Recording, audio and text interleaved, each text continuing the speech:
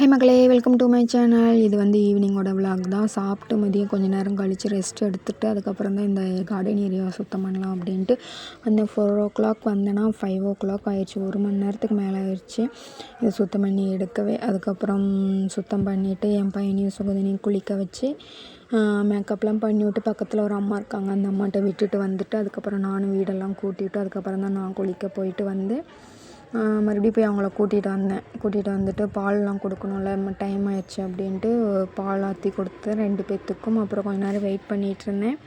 எங்கள் அம்மா கால் பண்ணேன், எங்கள் அம்மா வந்துட்டுருக்கேன், ஈவினிங்கே பஸ் ஏறிட்டேன் அப்படின்னு சொன்னாங்க. ஸோ அப்புறம் கொஞ்ச நேரம் வெயிட் பண்ணிகிட்ருந்தேன்.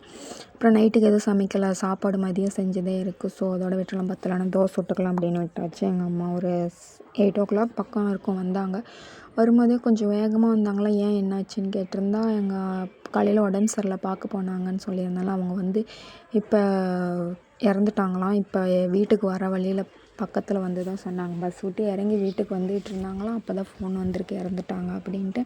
ஸோ அதனால் உடனே எங்கள் அம்மா கிளம்புற மாதிரி இருந்தது. வந்து மாத்திரை அண்டு தேவையான திங்ஸ்லாம் எடுத்துக்கிட்டு உடனே கிளம்பிட்டாங்க. எங்கள் அப்பா போகலை, ஏன்னா எங்கள் அப்பாவுக்கு ஸ்கூல் ட்ரிப் இருக்குது. அதுவும் இல்லாமல் இது எக்ஸாம் டைம்.